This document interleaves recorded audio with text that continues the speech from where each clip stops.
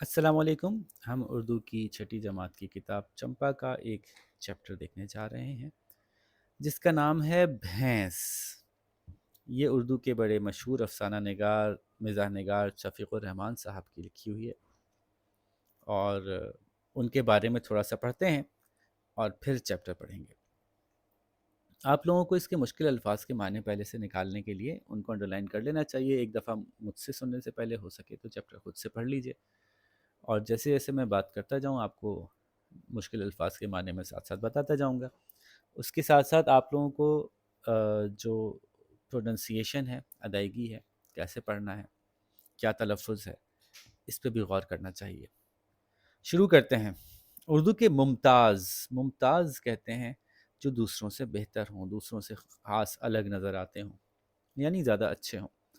ممتاز افسانہ نگار یعنی افسانہ لکھنے والے، اور مزاح نگار، مزاح کہتے ہیں جو جس سے ہم مزاحیہ لفظ نکلا ہے.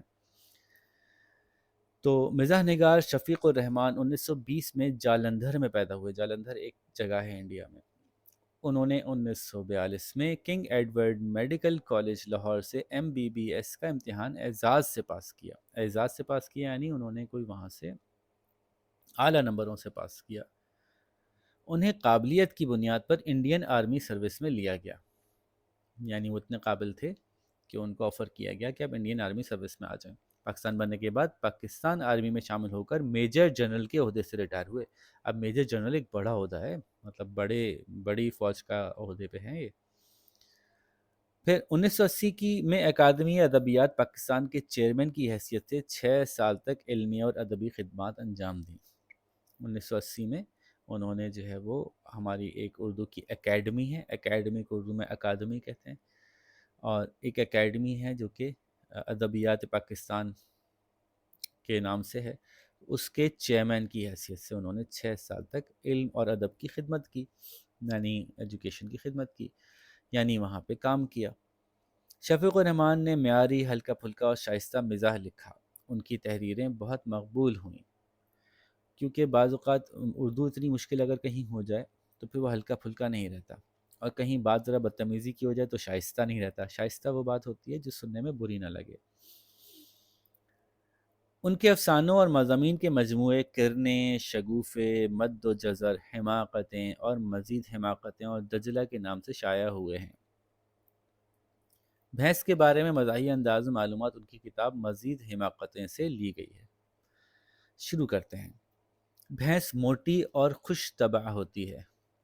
خوش طبع ہوتا ہے، طبع جو ہے وہ طبیعت سے نکلا ہے، جو کہ جس کے مزاج اچھے ہوں، ہنسمکھ ہو، ہنسنے ہنسانے والا ہو، مطلب لائٹ ہارٹیڈ ہو، بہت ہی سیریس بندہ نہ ہو، تو خوش طبع اس کو کہتے ہیں جو ہنسی مذاق کرتا رہے.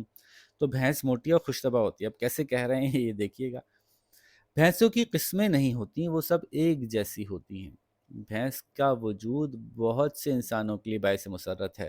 باعث مسرت یعنی خوشی کا باعث ہے. بھینس کا ہم عصر چوپایا، ہم عصر یعنی ہم زمانہ، یعنی جس زمانے میں بھینس پائی جاتی تھی اسی زمانے میں پایا جاتا تھا.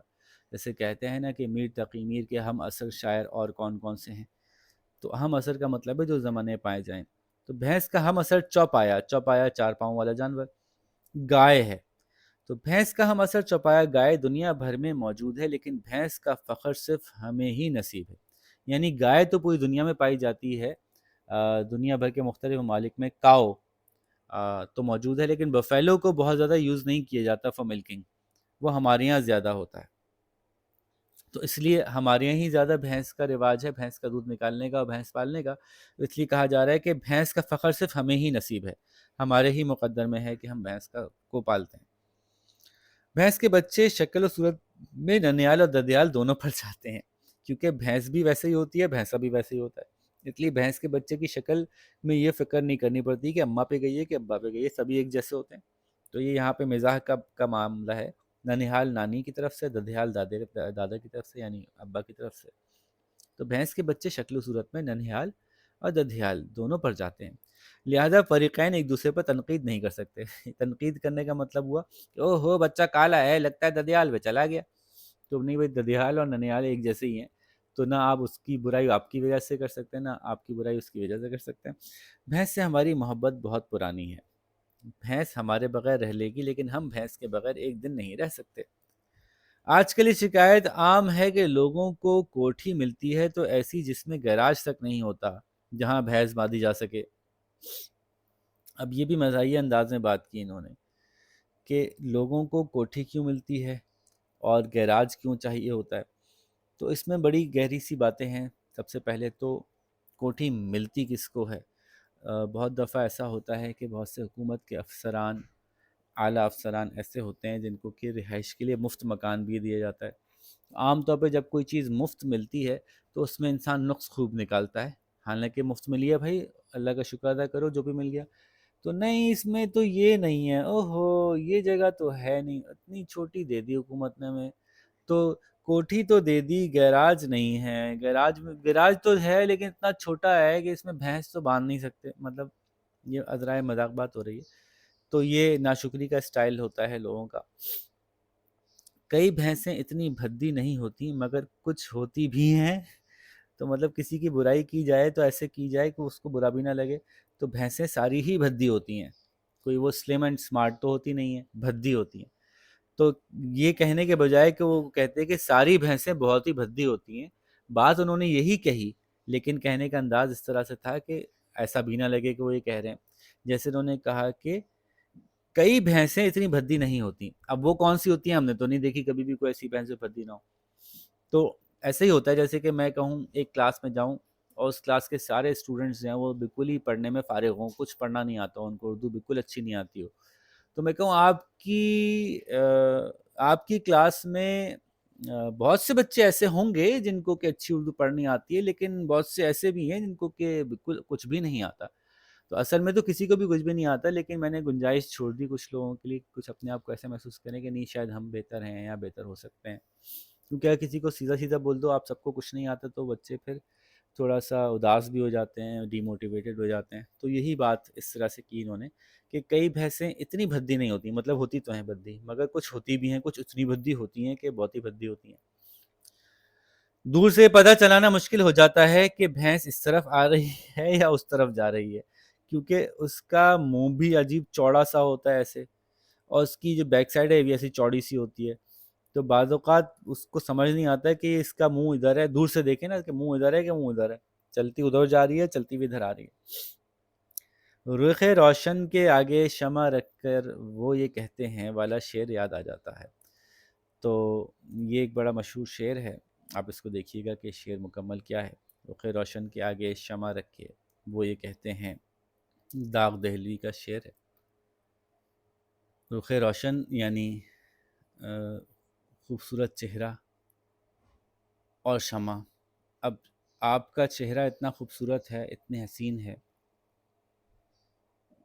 کہ ایسا لگتا ہے کہ اس کا مقابلہ شمع یعنی موم بتی، اس زمانے میں لائٹ کا سورس شمع ہوتی تھی، تو اس کی روشنی بہت خوبصورت لگتی تھی۔ جب بلب نہ ہوتے ہوں تو شمع ہی خوبصورت لگے گی۔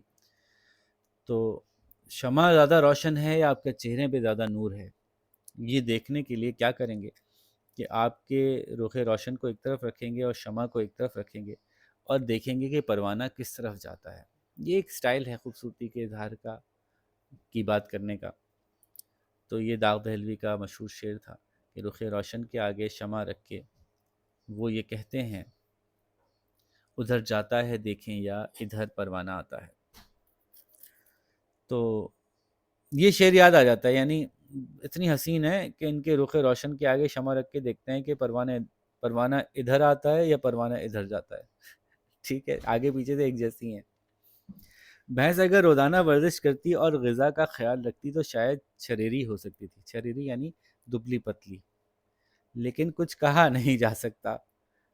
بعض لوگ مکمل احتیاط کرنے پر بھی موٹے ہوتے چلے جاتے ہیں، یعنی بہت کھاتی ہے بھینس، تو اب بھینس اگر کم کھاتی تو شاید دبلی پتلی ہوتی، لیکن اب کیا کہیں، ہو سکتا ہے کم کھاتی ہو لیکن کیا کریں وہ ویسے ہی موٹی ہوتی رہو۔ یہ لوگ ہمارے یہاں بہت سے لوگ یہ کہتے ہیں نا کہ کوئی صاحب ہیں بہت موٹے ہیں تو وہ کہتے ہیں کہ نہیں یار میں ڈائٹنگ تو بہت کرتا ہوں لیکن وزن کم ہی نہیں ہو رہا، تو وہ مطلب ان کا ایک بہانہ ہوتا ہے۔ تو یہاں بھی یہ بات ہوئی کہ بعض لوگ مکمل احتیاط کرنے پر ہی موٹے ہوتے چلے جاتے ہیں۔ بھینس کا مشغلہ، اس کا شوق جگالی کرنا یا تالاب میں لیٹے رہنا۔ بھینس کا مشغلہ جگالی کرنا ہے یا تالاب میں لیٹے رہنا۔ جگالی کہتے ہیں، یہ بہت سے جانور ایسے ہوتے ہیں کہ جب وہ کھانا کھاتے ہیں تو ان کا ایک چھوٹا اسٹمک ہوتا ہے، وہاں پہ پہلے کھانا جا کے اسٹور ہو جاتا ہے، پھر وہ کھانا واپس منہ میں لے کے آتے ہیں، پھر دوبارہ اس کو چباتے ہیں اچھی طرح سے، پھر وہ باریک باریک ہو جاتا ہے تو پھر اس کو وہ واپس اپنے اصلی اسٹمک تک پہنچاتے ہیں۔ تو یہ جگالی کا طریقہ ہے۔ یا تالاب میں لیٹے رہنا، وہ اکثر نیم باز آنکھوں سے افق کو تکتی رہتی ہے۔ نیم باز آنکھیں کہتے ہیں آدھی کھلی آدھی بند، اور افق کہتے ہیں آسمان میں دور آسمان کے کنارے کو۔ تو دور آسمان کے کنارے پہ غور کرتی رہتی ہے، ایسے کہ بہت بڑی کوئی فلسفی ہوں، اصل میں تو بس کچھ سوچ نہیں رہی ہوتی، مطلب بتانے چاہ رہے ہیں بہت بیوقوف سی، تو کچھ ہوتا ہی نہیں ہے دماغ میں، تو بس ایک ہی طرف منہ کیے دیکھتی رہتی ہے۔ لوگ قیاس آرائیاں کرتے ہیں، قیاس آرائیاں یعنی اندازے لگانا، کہ وہ کیا سوچتی ہے۔ وہ کچھ بھی نہیں سوچتی، اگر بھینس سوچ سکتی تو رونا کس بات کا تھا۔ اب یہ ذہن میں رکھیے گا کہ بھینس کے ساتھ ساتھ کچھ لوگوں کو بھی نشانہ بنا رہے ہیں بھینس کی شکل میں، ایسے لوگ جو سوچتے سمجھتے نہیں ہیں، بس فضول حرکتیں کرتے رہتے ہیں، پڑے رہتے ہیں، ان کو بھی نشانہ بنایا جا رہا ہے کہ اگر بھینس سوچ سکتی ہوتی تو رونا کس بات کا تھا، سارے مسئلے حل ہو جاتے۔ بھینس کا حافظہ کمزور ہے، اسے کل کی بات آج یاد نہیں رہتی۔ اب یہ ایسے ہی انہوں نے مزاح کے اندر یہ بات کی ہے۔ اس لحاظ سے وہ انسان سے زیادہ خوش نصیب ہے، کیونکہ انسان کو تو کل کی بات یاد رہتی ہے اور وہ اس کے پیچھے پڑا رہتا ہے اور اپنی لڑائیاں نہیں بھول پاتا۔ بھینسے کو بالکل نکما سمجھا جاتا ہے، اسے ہل جوتنے کی اسکیم ناکامیاب ثابت ہوئی کیونکہ وہ دائمی طور پر تھکا ہوا اور عضلی سست ہے۔ بھینسا جو چونکہ بھینس اور بھینسے کو آپ چلتے ہوئے دیکھیں تو آپ کو اندازہ ہوگا کتنی سستی سے چلتے ہیں، ٹوئنگ ٹوئنگ ٹوئنگ۔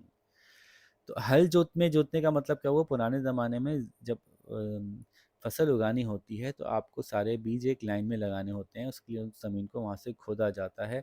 اس کھودنے کے لیے ایک انسٹرومنٹ ہوتا ہے جس میں کیسے ایسے نوکیں نکلی ہوتی ہیں، وہ ہل کہلاتا ہے، ٹھیک ہے۔ پلو، بھینس یا بھینسے کے آگے، بھینسے کے پیچھے اس کو باندھا جاتا ہے، بھینسا چلتا ہے تو وہ زمین کے یہاں سے کھودتا ہوا چلا جاتا ہے۔